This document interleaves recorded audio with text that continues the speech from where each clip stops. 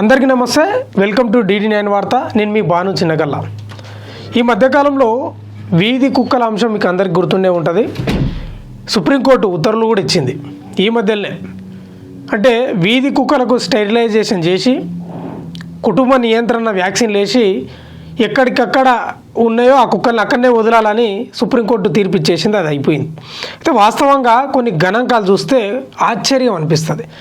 మనం సింపుల్గా తీసుకుంటాం, రేబీస్ వ్యాధిని చాలా సింపుల్గా తీసుకుంటాం. కానీ రాష్ట్రంలో రేబీస్ వల్ల ఎంతమంది చనిపోయినరు, ఎన్ని కుక్క కాట్లు జరిగినాయి అనేది ఒకసారి గణాంకాలు చూస్తే మనకు క్లియర్గా అర్థమవుతుంది. ఒక ఆర్టికల్ వచ్చింది, ఆర్టికల్ చూస్తే మనకు అర్థమవుతుంది. గంటకు 14 మందిని కరుస్తున్నాయట రాష్ట్రంలో. గత ఏడాది 1.21 లక్షల మందికి కుక్క కాటు బాధితులట రాష్ట్రంలో. గత ఏడాది 2024లో 1,21,000కు పైగా మంది కుక్క కాటు గురైనరంట. ఈ గణాంకాలు చూద్దాం, ఈ ఆర్టికల్ చూస్తే మనకు తెలుస్తుంది కదా. రేబీస్తో 13 మంది మృతి చెందినరట. చూడండి ఎట్లుంది కథ. చర్చనీయాంశం అవుతున్న శునకాల నియంత్రణ. అయితే వాస్తవంగా కూడా ఈ రేబీస్ వ్యాధి వల్ల ఎందుకు చనిపోతున్నారంటే అవగాహన లేక కూడా చనిపోతున్నారు. ఇప్పుడు మామూలుగా కుక్క ఇట్లా పట్టుకున్నప్పుడు, గీరినప్పుడు, చేతులకో లేకపోతే తొడలకో కాళ్ళకో గీరినప్పుడు లైట్గా తీసుకుంటారు చాలామంది. 3 రోజులకు మించకుండా వ్యాక్సిన్ వేసేసుకోవాలి, రేబీస్ వ్యాక్సిన్. అది చాలామంది ఏం చేస్తారంటే అవగాహన లేక ఏమవుతుందిలే, ఉండనులే, అది ఏమైందిలే, పెద్ద ఏం కరవలేదు కదా, రక్తం ఏం రాలేదు కదా అని అనుకుంటారు. కానీ ఖచ్చితంగా 3 రోజుల లోపే వ్యాక్సిన్ వేసుకోవాలి.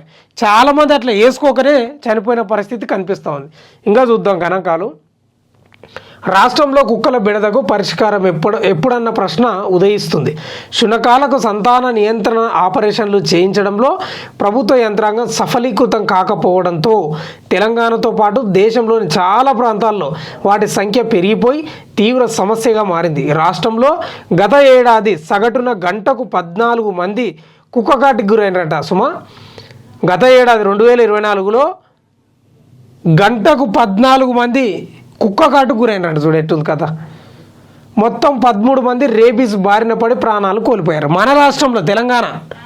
ఇదంతా లాస్ట్ ఇయర్ గణాంకాలు.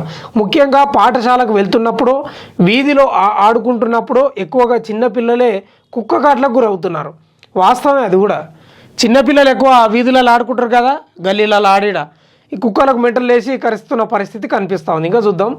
రాష్ట్ర ప్రభుత్వ లెక్కల ప్రకారం 2024లో 1,21,997 మందిని, ఈ ఏడాది జనవరి నుంచి జూలై వరకు 87,366 మందిని కుక్కలు కరిచినాయంట సుమా.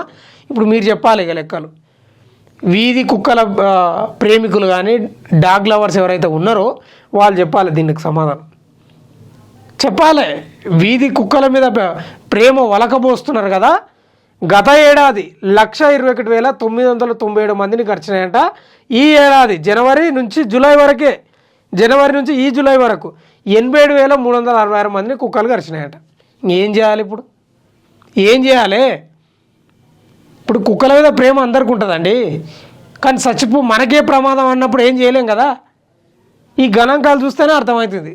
ఒక ఏడాదిలో ఇంత 1,00,000 మందికి పైగా కుక్క కాటు గురైనట్టే. ఏం తమాషా, ఏం కథ. చాలామందికి ఏముంటుంది అంటే అవగాహన ఉండదు. ఆ చిన్నపిల్లలు కరిచినా కూడా పెద్దగా ఏం కాదులే అన్నట్టు పట్టించుకోకుండా ఉండడం రకరకాలుగా ఉంటుంది.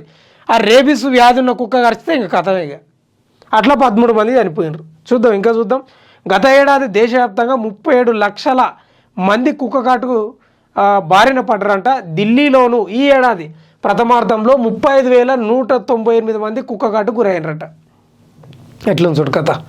ఢిల్లీ వీధుల్లో WHO లెక్కల ప్రకారం ప్రపంచవ్యాప్తంగా నమోదయ్యే రేబీస్ మరణాల్లో 36% భారత్లోనే ఉన్నాయంట. బాధితుల్లో 15 ఏళ్ల లోపే అధికం అంట. ఎవరైతే కుక్క కాటు గురైనరో వాళ్ళు 15 ఏళ్ల లోపే ఉన్నారంట. వాళ్ళు అంటే మొత్తం చిన్నపిల్లలే ఓ రకంగా. ఢిల్లీ రోడ్లపై కుక్కలు కనిపించొద్దని, వాటిని సంరక్షణ కేంద్రాలకు తరలించాలని ఇటీవల సుప్రీంకోర్టు తీర్పు ఇవ్వడంతో దేశవ్యాప్తంగా చర్చ జరుగుతుంది. ఈ సమస్యపై విచారణకు సుప్రీంకోర్టు త్రిసభ్య ధర్మాసనాన్ని ఏర్పాటు చేసింది. ఇందులో భాగంగా కుక్కలకు వీధుల్లో ఆహారం పెట్టడం నిషేధమని సర్వోన్నత న్యాయస్థానం ఇటీవల స్పష్టమైన ఆదేశాలు ఇచ్చింది. ఈ నేపథ్యంలో శునకాలపై కరుణ చూపాలంటూ జంతు ప్రేమికులు సెలబ్రిటీలు సోషల్ మీడియాలో పోస్టులు పెట్టారు. మరికొందరు రోడ్లపైకి ఎక్కి నిరసనలు వ్యక్తం చేసినారు. ఇంకోవైపు కుక్క కాటు ఇక్కడ చూడాలి, జంతు ప్రేమికులు సినీ సెలబ్రిటీలు అయితే వాళ్ళ ఇంట్లో నుంచి కాలు బయటకు పెట్టాలంటే వాళ్ళ దర్వాజా దాటి బయటకు వస్తే కంపౌండ్లోనే కారు ఉంటుంది. ఆ కంపౌండ్లోనే కారు ఎక్కుతారు, తుర్రుమని పోతారు. వాళ్ళకి వీధి కుక్కల గురించి తెలియదు. అసలు అవి ఏం తింటున్నాయి, పంతున్నాయా, సస్తున్నాయా, ఏవి డొక్కలు తేలినాయి, ఏ దానిలకు పండ్లు ఊసిపోయినాయి, ఏది రోగాన బారిన పడ్డది, ఎందుకు అది నీరసంగా ఉందని ఏమీ తెలియదు. ఆ కంపౌండ్లో కారు ఎక్కుతారు, పోతారు, మళ్ళీ వస్తారు కంపౌండ్లో దిగుతారు, కారు దిగుతారు, ఇంట్లోకి పోతారు. వాళ్ళకి ఏం తెలియదు. వాళ్ళు పెద్ద యుద్ధం అని చేస్తున్నారు. పనికి మళ్ళీ యుద్ధం కాకపోతే ఏందండి నాకు అర్థం కాదు. కొందరు రోడ్ల మీదకి వచ్చి నిరసన వ్యక్తం చేస్తున్నారు. మరి 1,21,000కు పైగా కుక్క కాటు గురైనరు లాస్ట్ ఇయర్. మరి దీని గురించి మాట్లాడతారా సెలబ్రిటీలు కానీ, జంతు ప్రేమికులు కానీ, ఏంది ప్రముఖులు? ఒకసారి మిగతాది 5లో ఉంది, చూద్దాము దీని కథ కారకారం ఏందనేది. రోడ్లపైకి వచ్చి వారి మద్దతుదారులు పోటాపోటీగా శునక ప్రేమికుల వాదనలకు ప్రతివాదాలు చేస్తున్నారు. రాష్ట్ర హైకోర్టు 2023లో నమోదైన కుక్క కాటు కేసులను దృష్టిలో ఉంచుకొని సుమోటోగా కేసు విచారణ చేపట్టింది. చూడెట్టుంది. ఈ మేరకు రాష్ట్రంలోని పరిస్థితి, హైదరాబాద్లో జిహెచ్ఎంసీ తీసుకుంటున్న చర్యలు, దేశంలోని చట్టాల గురించి జిహెచ్ఎంసీ కోర్టుకు అనేక విషయాలతో ప్రమాణ పత్రం సమర్పించింది. మన దేశంలో జంతువుల పట్ల క్రూరత్వ నిరోధక చట్టం 1960 ప్రకారం హాని చేసే కుక్కలకు ప్రశాంత మరణాన్ని ఇవ్వాలి. చట్టమే చెప్తుంది. హాని చేసే రేబిస్ వ్యాధి ఉన్న కుక్కలకు కానీ, కొంచెం అగ్రెసివ్గా అంటే రిమ్మ మీద ఉన్న కుక్కలకు కానీ సహజంగా అంటే ఎట్లా అంటే హాని చేయకుండా దానికి ప్రశాంతమైన మరణాన్ని ఇచ్చే అధికారం ఉందంట. నిరోధక చట్టం కూడా చెప్తుంది. అది జిహెచ్ఎంసీ చట్టం అదే చెబుతున్నట్లు బల్దియా కోర్టుకు తెలిపిందంట.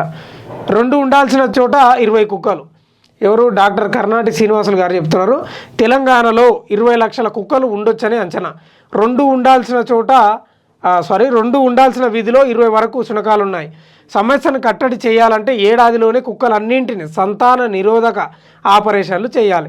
ప్రభుత్వాల వద్దనున్న మౌలిక సౌకర్యాల సమస్యతో ఈ పద్ధతి అమలు కావట్లేదు.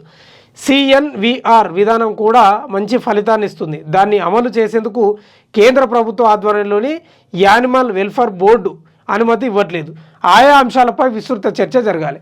వాస్తవంగా కూడా రాష్ట్ర హైకోర్టు 2023లో నమోదైన కుక్క కాట్ల కేసులను దృష్టిలో ఉంచుకొని సుమోటోగా విచారణ చేపట్టింది. ఎందుకు విచారణ చేపడతారండి నాకు అర్థం కాదు. వాళ్ళకి ఏమన్నా వాళ్ళకి తెలివి లేక విచారణ చేపడతారా, వాళ్ళకు ప్రేమ లేక చేపడతారా? హైకోర్టు వాళ్ళు ఎందుకు చేపడతారు అంటున్నా. వాళ్ళకి తెలియదా ఎంతమందిని ఖర్చు చంపుతున్నాయి, ఏం కథ అనేది తెలియదా? ఒకసారి ఇది కూడా చూద్దాం, మీకు చెప్తా. ఆ దేశాల్లో రోడ్లపై తిరగనివ్వరు. UK, అమెరికా, సింగపూర్ తదితర దేశాల్లో కుక్కలను రోడ్లపై తిరగనివ్వరు. లండన్లో కుక్క వీధిలో కనిపిస్తే బంధిస్తారు. వారం రోజుల్లో ఎవరు తీసుకెళ్ళకపోతే దానికి ప్రశాంత మరణాన్ని కల్పిస్తారు. అలాగే పెంపుడు కుక్కల విషయంలో యజమానులు నిబంధనలను పాటించాలి. మలమూత్ర విసర్జనకు, వాకింగ్కు వాటిని రోడ్లపైకి తీసుకెళ్ళకూడదు. ఏదైనా కారణంతో వాటిని పోషించలేకపోతే ప్రభుత్వానికి అప్పగించాలి. వీధుల్లో మాత్రం వదలకూడదట.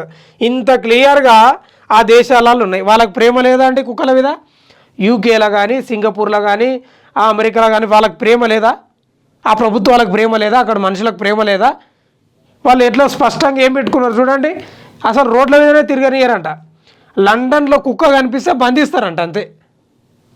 ఇక్కడ చూడండి, ఆర్టికల్ వచ్చింది కదా, వారం రోజుల్లో బంధించిన కుక్కను ఎవరు తీసుకోకపోతే దానికి ప్రశాంత మరణాన్ని కల్పిస్తారంట. మరి అంతే కదా. వీధులలో వాడు ఎక్కడ కరుస్తావో చెప్పలేము.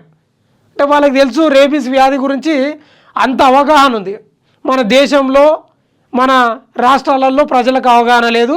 ఈ సినీ సెలబ్రిటీలు కానీ ఆడ ఏముండదు.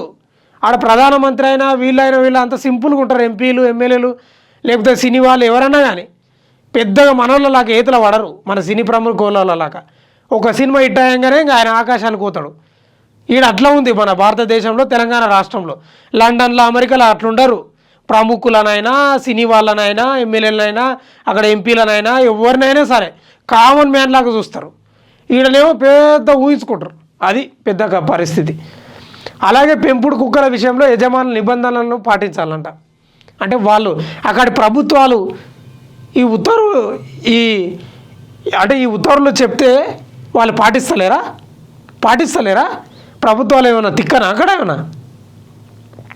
మలమూత్ర విసర్జనకు వాకింగ్కు వాటిని రోడ్లపైకి తీసుకెళ్ళకూడదు. మన దగ్గర అయితే అడ్డగోలుగా ఆ కుక్క ఏడ ఏం చేసినా పట్టించుకునేది లేదు. ఆ కార్ల మీద ఈ ఏడ జర మంచిగా కనిపిస్తే ఆడ మలమూత్ర విసర్జన చేస్తాయి.